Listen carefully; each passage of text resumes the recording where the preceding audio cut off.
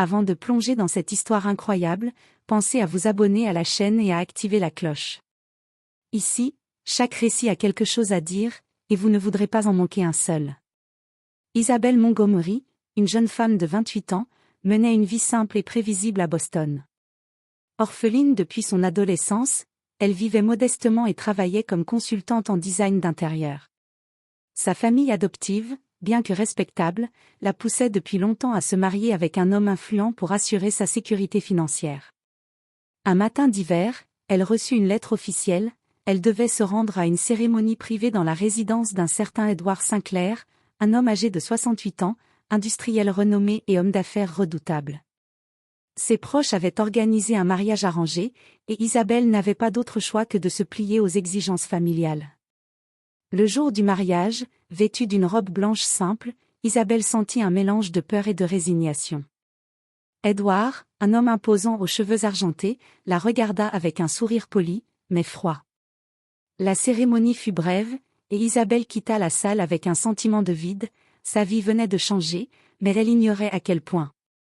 Quelques semaines après le mariage, alors qu'elle explorait les affaires et documents d'Edward pour comprendre son univers, Isabelle fit une découverte stupéfiante. Elle était en réalité l'unique héritière d'une immense fortune familiale, évaluée à plusieurs milliards de dollars, héritage que son mari avait dissimulé jusque-là. Non seulement elle venait de se marier avec un homme âgé, mais elle venait également d'entrer dans le cercle très fermé des milliardaires.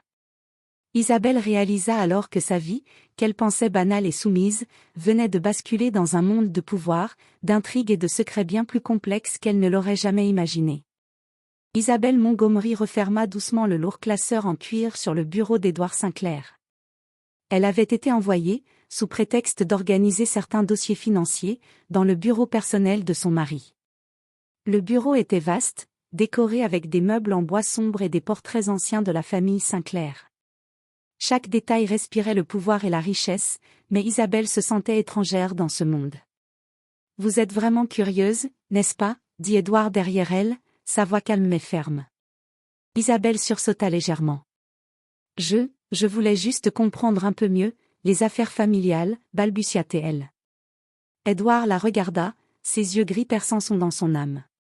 Après un moment de silence, il hocha la tête et s'éloigna du bureau. Isabelle, profitant de l'instant de solitude, ouvrit un tiroir verrouillé avec la clé qu'il lui avait confiée la veille. À l'intérieur, un simple dossier portant son nom, Isabelle Montgomery, héritière légale. Ses mains tremblaient. Elle lut les premières lignes. Elle était la seule héritière d'un empire industriel et financier immense, héritage que sa famille adoptive avait caché depuis toujours pour la protéger, ou la contrôler. La fortune dépassait plusieurs milliards de dollars, incluant des entreprises, des propriétés à travers le monde, et des investissements que peu de gens pouvaient imaginer. Isabelle s'effondra sur la chaise, le souffle court. Ses yeux se remplirent de larmes. Après des années de vie modeste, elle venait de découvrir qu'elle était milliardaire.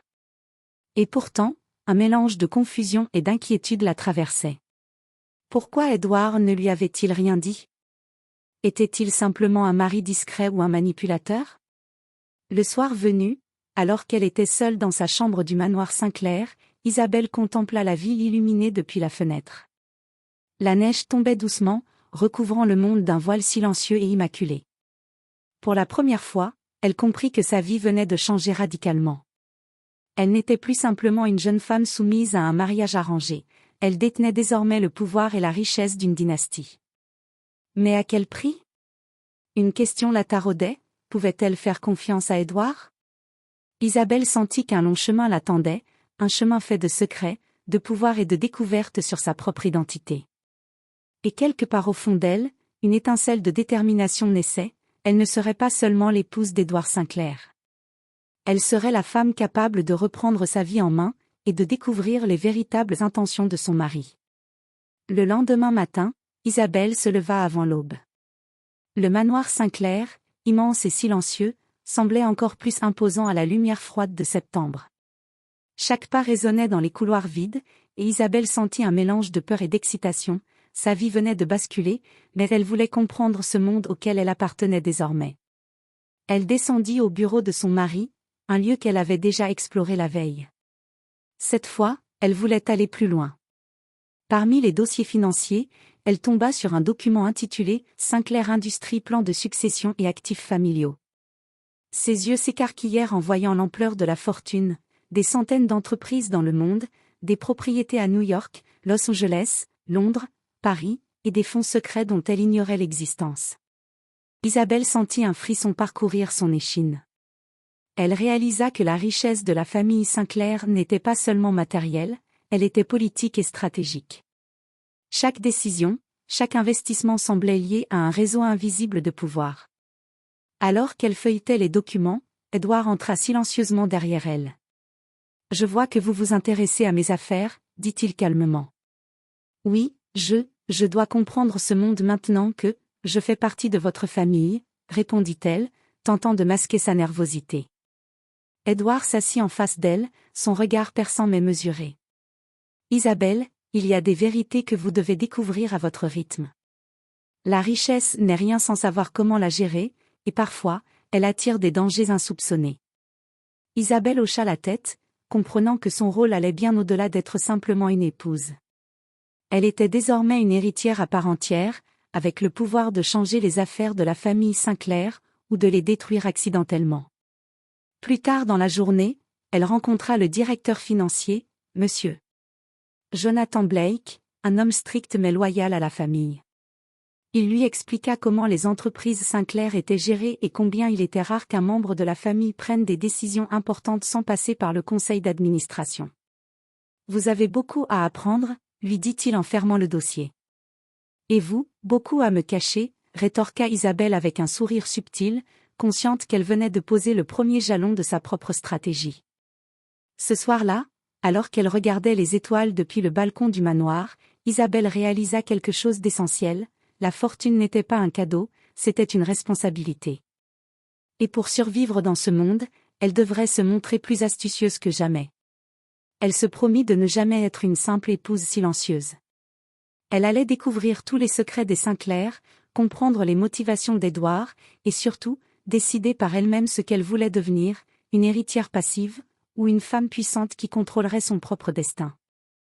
Les semaines qui suivirent furent un mélange d'apprentissage et de tension pour Isabelle.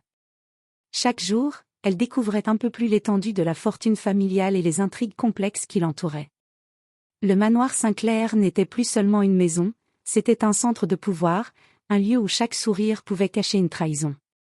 Ce matin-là, Edward avait invité plusieurs associés à une réunion stratégique. Isabelle, en tant qu'épouse et héritière légitime, avait le droit d'assister. Parmi les invités, elle reconnut Charles Whitman, un homme d'affaires arrogant, et Vanessa Reed, directrice d'une filiale européenne, connue pour sa rivalité ouverte avec Edward. La réunion débuta dans la grande salle de conférence, ornée de tableaux anciens et de vitraux. Edward présenta Isabelle.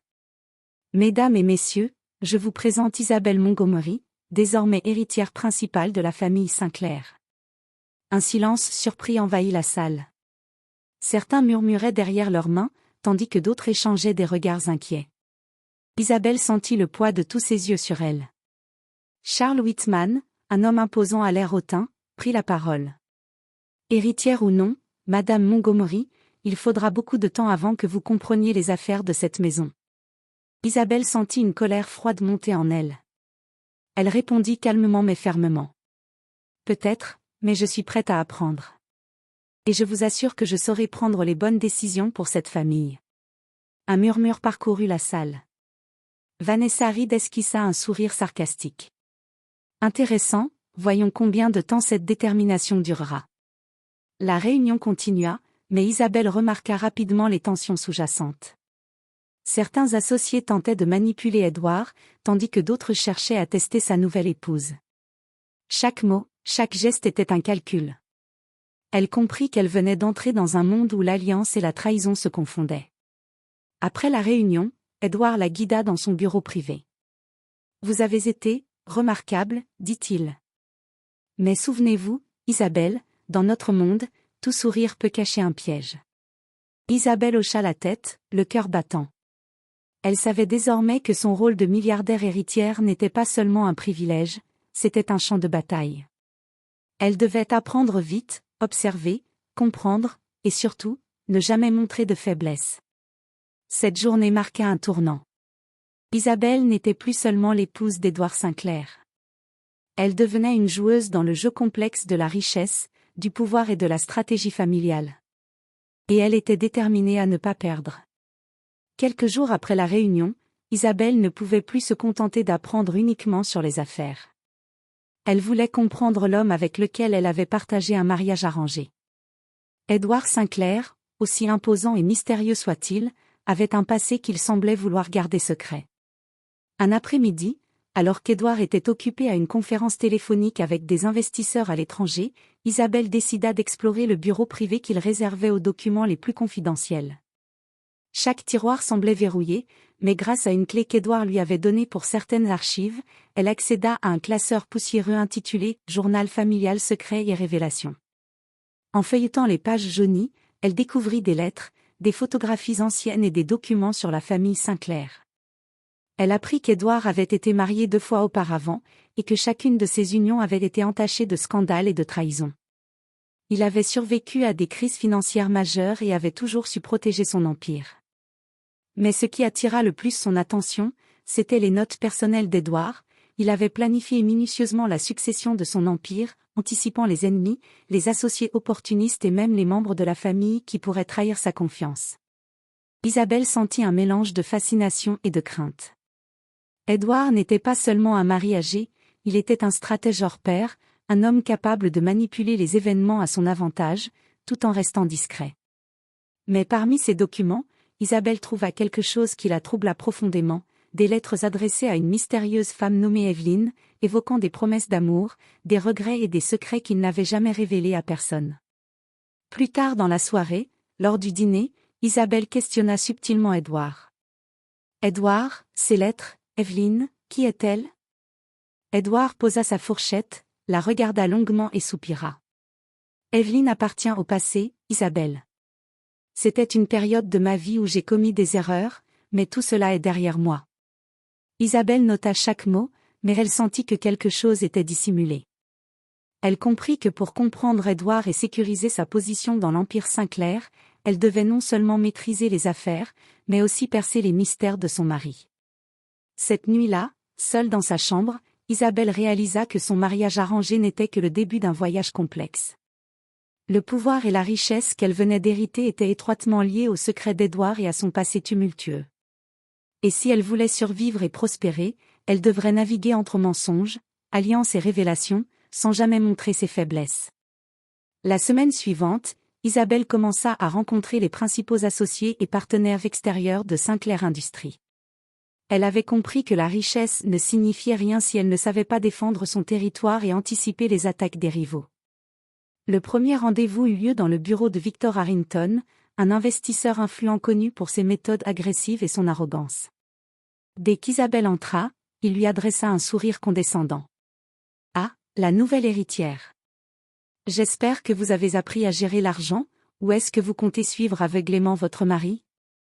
Isabelle sourit doucement, mais son regard était déterminé. « Je préfère comprendre par moi-même. Et je compte prendre mes propres décisions. » Victor fronça les sourcils, surpris par la confiance de la jeune femme. Il réalisa rapidement qu'Isabelle n'était pas une héritière passive prête à se laisser intimider. Pendant les jours suivants, elle assista à plusieurs réunions où des partenaires tentaient de manipuler Édouard ou de gagner des avantages financiers au détriment de Sinclair Industries. Isabelle observait, posait des questions précises et prenait des notes. Elle commença à comprendre les forces et faiblesses de chacun, et à détecter les alliances cachées. Un soir, alors qu'elle rentrait au manoir, Édouard l'attendait dans le salon avec un léger sourire. « Je vois que vous commencez à trouver votre place dans notre monde, » dit-il. « Oui, mais ce monde est plus dangereux que je ne le pensais, » répondit Isabelle. « Exact. Et souvenez-vous, chaque allié peut devenir un ennemi si vous ne restez pas vigilante. » Isabelle comprit que pour survivre dans l'Empire Sinclair, elle devait non seulement maîtriser les affaires, mais aussi anticiper les intentions des autres. Elle décida de ne pas se contenter d'apprendre en observant, elle allait commencer à jouer ses propres cartes. Le lendemain, elle lança sa première initiative personnelle, revoir un contrat crucial avec une filiale européenne dirigée par Vanessa Reed. Elle détecta des irrégularités dans les finances et confronta Vanessa avec des preuves solides. Vanessa, surprise et contrainte, dut céder sur plusieurs points et accepter la révision du contrat selon les conditions imposées par Isabelle. Ce fut un moment déterminant. Pour la première fois, Isabelle réalisa qu'elle pouvait influencer directement les décisions et protéger ses intérêts. Elle n'était plus seulement l'épouse d'Édouard Sinclair ou l'héritière passive, elle devenait une stratège capable de tenir tête aux plus puissants. Cette victoire fut douce, mais Isabelle savait que ce n'était que le début. Les rivaux étaient nombreux, les secrets encore plus, et chaque pas dans l'Empire Sinclair pouvait révéler de nouveaux dangers. Mais pour la première fois depuis son mariage arrangé, Isabelle sentit qu'elle avait le contrôle de sa destinée. Quelques semaines après sa première victoire contre Vanessa Reed, Isabelle sentait que l'Empire Sinclair n'était pas seulement un réseau de pouvoir et de richesse, mais aussi un terrain miné de rivalité et de complot. Chaque décision pouvait déclencher une réaction en chaîne. Un matin, en examinant certains rapports financiers avec Jonathan Blake, le directeur financier loyal, Isabelle tomba sur des transactions inhabituelles, des fonds importants avaient été transférés vers des comptes étrangers sans justification claire. Jonathan, regardez ces transferts, dit-elle en pointant les documents. Qui pourrait avoir autorisé cela? Je ne sais pas, mais cela ne semble pas provenir de votre mari. Quelqu'un tente de manipuler les finances de l'entreprise, répondit Jonathan, visiblement inquiet. Isabelle sentit une montée d'adrénaline. Quelqu'un tentait de déstabiliser l'Empire Sinclair, et peut-être même Édouard lui-même. Elle décida d'agir rapidement. Elle commença par interroger discrètement les associés clés, observant leurs réactions. Certains semblaient nerveux, d'autres trop confiants. Petit à petit, elle identifia un cercle de conspirateurs, dont certains cherchaient à profiter de l'absence d'Édouard pour prendre le contrôle de certaines filiales et détourner des fonds. Isabelle partagea ses découvertes avec Édouard lors d'une rencontre privée. Édouard, il y a une conspiration contre vous. Certains partenaires profitent de votre absence pour manipuler l'entreprise, dit-elle calmement. Édouard resta silencieux un moment, puis hocha la tête. Je le savais, mais je ne pensais pas que vous le découvririez aussi vite. Vous avez un talent pour détecter les intentions cachées. Avec l'aide de Jonathan, Isabelle élabora un plan stratégique pour contrecarrer les conspirateurs. Elle envoya des preuves précises à Édouard, sécurisa les transactions et prit contact avec les autorités financières pour surveiller les mouvements suspects.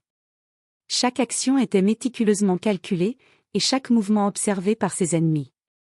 Lors d'une réunion tendue, Isabelle confronta directement les conspirateurs, exposant leurs manœuvres devant Édouard et tous les associés. Vos tentatives de manipulation sont inutiles. Sinclair Industries est désormais sous la protection de sa véritable héritière, déclara-t-elle avec une assurance glaciale. Les visages surpris et paniqués ne laissèrent aucun doute, Isabelle venait de montrer qu'elle n'était plus une héritière naïve. Elle avait non seulement déjoué une conspiration, mais elle avait également affirmé son autorité et son intelligence stratégique. Cette victoire renforça sa position dans l'Empire Sinclair. Mais Isabelle savait que le véritable défi ne faisait que commencer, protéger Édouard, consolider sa propre influence et découvrir jusqu'où la famille Sinclair avait caché des secrets, tout en naviguant dans un monde où richesse et pouvoir pouvaient être mortels. Après avoir déjoué la conspiration, Isabelle sentait que sa position dans l'Empire Sinclair était désormais solide, mais elle ne pouvait s'empêcher de s'interroger sur Édouard lui-même. Pourquoi l'avait-il choisi, elle, pour devenir son épouse, après tant d'années de vie et de mariage précédents? Et pourquoi avait-il caché l'existence de sa fortune jusqu'au mariage? Un soir, alors qu'Édouard travaillait tard dans son bureau, Isabelle s'approcha doucement et osa poser la question qui lui brûlait les lèvres. Édouard, pourquoi moi? Pourquoi m'avoir choisi pour ce mariage, et pourquoi tout m'a-t-on caché? Édouard la regarda longuement, comme s'il pesait ses mots. Puis il soupira. Isabelle, je vous ai observée avant même que nous nous rencontrions officiellement.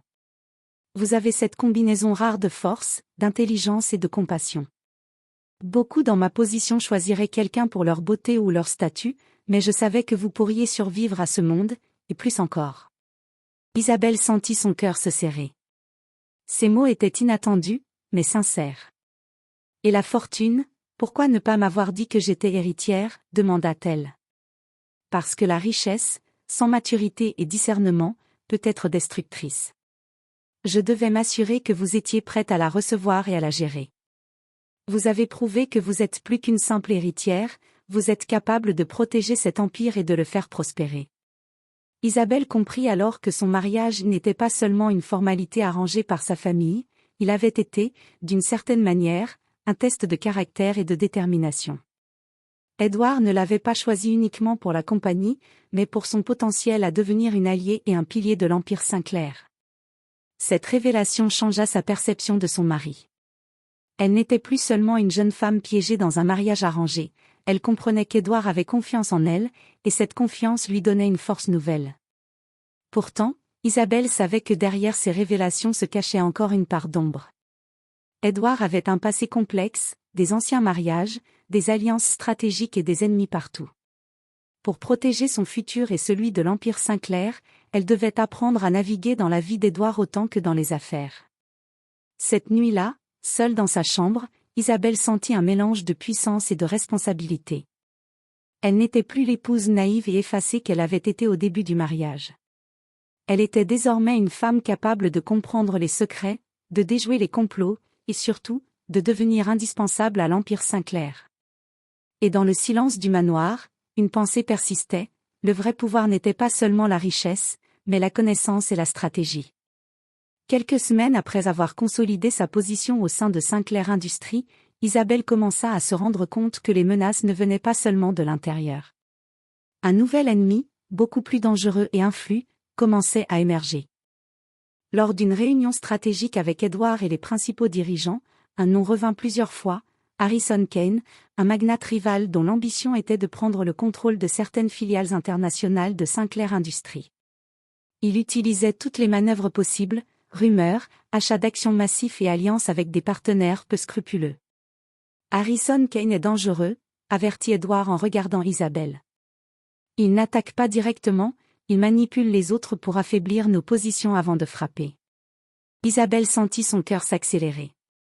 Elle comprit immédiatement qu'elle devait agir rapidement si elle voulait protéger l'Empire et sa propre position. Elle décida de rencontrer les principaux partenaires européens et asiatiques pour renforcer leurs alliances et sécuriser les contrats stratégiques. Lors de ces rendez-vous, elle fit preuve d'une intelligence et d'un charisme qui impressionnèrent même les plus sceptiques. Elle découvrit des failles dans les réseaux de Kane et commença à retourner certains de ses alliés contre lui. Chaque réunion, chaque négociation était une bataille silencieuse où Isabelle devait anticiper les mouvements de son adversaire. Un soir, Édouard la retrouva dans son bureau privé, visiblement impressionné. « Vous progressez vite, Isabelle. Vous comprenez maintenant ce que signifie être héritière dans notre monde, dit-il. Je ne veux pas seulement être héritière, je veux protéger l'Empire, répondit-elle avec détermination. Peu après, une information cruciale arriva.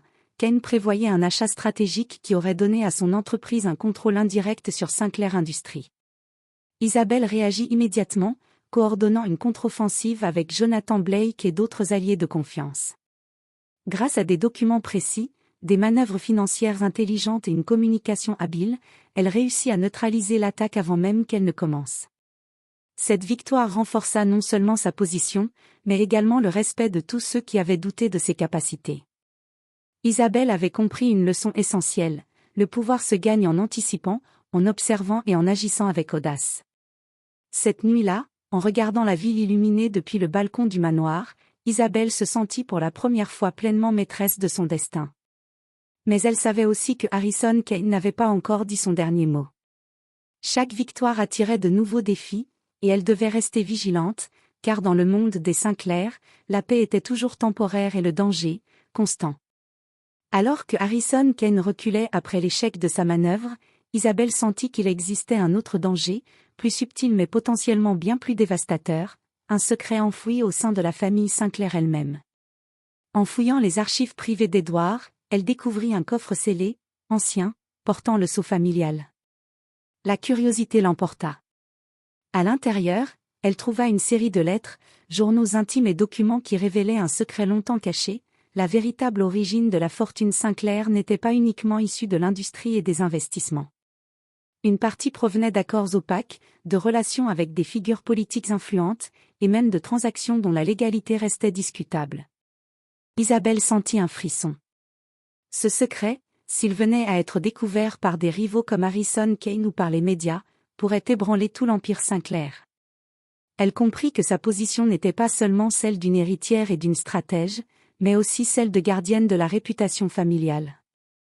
Le lendemain, elle confronta Edward avec précaution. « Edward, j'ai trouvé le coffre. Ces documents, ils peuvent tout détruire si quelqu'un les découvre, dit-elle calmement mais fermement.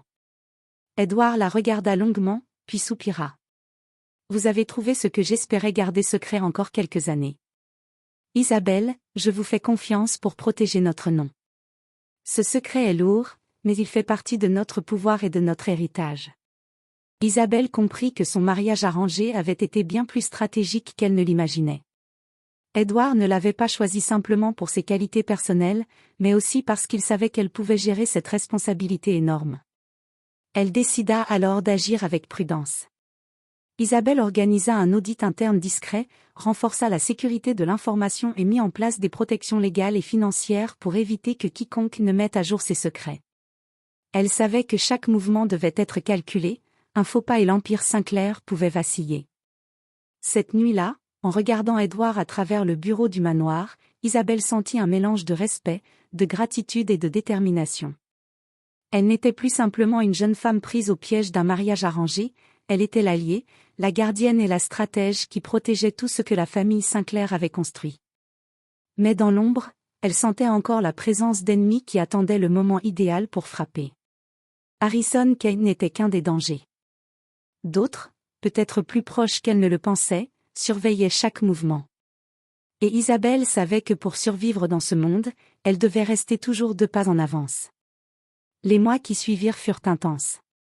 Isabelle, désormais pleinement consciente de ses responsabilités, avait transformé sa position d'héritière en véritable autorité au sein de l'Empire Sinclair. Chaque décision qu'elle prenait, chaque initiative qu'elle lançait démontrait sa maîtrise des affaires et sa capacité à anticiper les mouvements de ses ennemis. Harrison Kane tenta une dernière manœuvre, une campagne médiatique visant à discréditer Sinclair Industries et à semer le doute sur Edward et Isabelle. Mais cette fois, Isabelle avait prévu chaque étape. Avec l'aide de Jonathan Blake et d'un réseau d'alliés fidèles, elle dévoila des preuves de la manipulation de Kane et mit en lumière les stratégies douteuses de son rival. Kane fut contraint de reculer publiquement, humilié, et ses tentatives pour déstabiliser l'Empire Sinclair échouèrent complètement. Le conseil d'administration, impressionné par son intelligence, sa détermination et sa maîtrise des situations délicates, reconnut officiellement Isabelle comme co-dirigeante de Sinclair Industries, aux côtés d'Edward. Ce fut un moment historique, une héritière qui avait commencé son parcours dans un mariage arrangé venait de s'imposer comme l'élément central de l'empire familial. Cette reconnaissance ne fut pas seulement professionnelle. Edward, observant sa femme, sentit que le lien entre eux avait changé, il n'était plus seulement un mari âgé guidant son épouse, ils étaient désormais partenaires, alliés dans le pouvoir, le respect mutuel et la stratégie. Lors d'une soirée au manoir, entourée des dirigeants et associés, Isabelle prit la parole pour la première fois devant tous les employés. Aujourd'hui, nous avons traversé des défis qui auraient pu nous affaiblir. Mais grâce à la vigilance, à la loyauté et à la détermination, nous avons non seulement protégé notre héritage, mais nous avons renforcé notre empire. Sinclair Industries continuera de prospérer, non seulement par sa richesse, mais par sa vision et ses valeurs. Les applaudissements furent longs et sincères. Isabelle sourit, consciente que sa vie avait radicalement changé. Elle n'était plus la jeune femme naïve et effacée qui avait été forcée d'épouser un homme âgé. Elle était une milliardaire, une stratège, une héritière et une force avec laquelle il fallait compter. Cette nuit-là, seule dans sa chambre, Isabelle contempla le ciel étoilé. Le manoir Sinclair, symbole de pouvoir et de secret, n'était plus un lieu de peur ou de confusion. C'était devenu le théâtre de son ascension, le témoin de sa transformation. Et dans le silence, une certitude l'accompagnait, plus rien ne pourrait l'empêcher de décider de son destin, car elle était désormais maîtresse de sa vie et de l'Empire Sinclair. Quelques mois après sa consécration comme co-dirigeante de Sinclair Industries, Isabelle Montgomery contemplait le manoir depuis son bureau au dernier étage. La ville brillait sous les lumières nocturnes, reflet de la puissance et de l'influence qu'elle avait désormais entre ses mains. Elle n'était plus la jeune femme forcée à un mariage arrangé, elle était devenue une force incontournable, respectée et crainte dans le monde des affaires. Édouard entra silencieusement, posant une main sur son épaule. « Vous avez fait plus que je n'aurais jamais imaginé, Isabelle, dit-il avec un sourire. « Je n'ai fait que prendre ce qui m'appartenait déjà, répondit-elle calmement. Mais je savais que pour protéger Sinclair, je devais devenir plus qu'une héritière, je devais devenir stratège, allié et leader. » Édouard hocha la tête, admiratif. Pour la première fois depuis des années, il ne se sentait pas seul à porter le poids de l'Empire. Isabelle avait non seulement consolidé sa richesse et sa position, mais elle avait également su protéger le secret de la famille Sinclair, neutraliser ses ennemis et transformer les crises en opportunités. Dans les jours qui suivirent, Isabelle lança de nouvelles initiatives audacieuses, expansion internationale, projets philanthropiques et partenariats stratégiques qui renforçaient la puissance et la réputation de Sinclair Industries. Chaque décision qu'elle prenait était réfléchie, précise, et démontrait une maîtrise totale du pouvoir. Pour Isabelle, le mariage qui avait commencé comme une obligation arrangée était devenu un catalyseur de sa transformation. Elle avait découvert sa force intérieure, son intelligence stratégique et sa capacité à se tenir debout face aux défis les plus redoutables. Alors qu'elle regardait le ciel étoilé depuis le balcon du manoir, elle sentit une profonde sérénité. L'avenir était encore rempli de défis, mais désormais, elle avait confiance. Aucun obstacle ne pourrait l'arrêter, car elle était maîtresse de sa vie, de sa fortune et de l'Empire Sinclair. Et dans le silence de la nuit, une pensée persistait, douce mais puissante, ce mariage forcé n'était pas une prison, c'était la porte vers sa véritable destinée.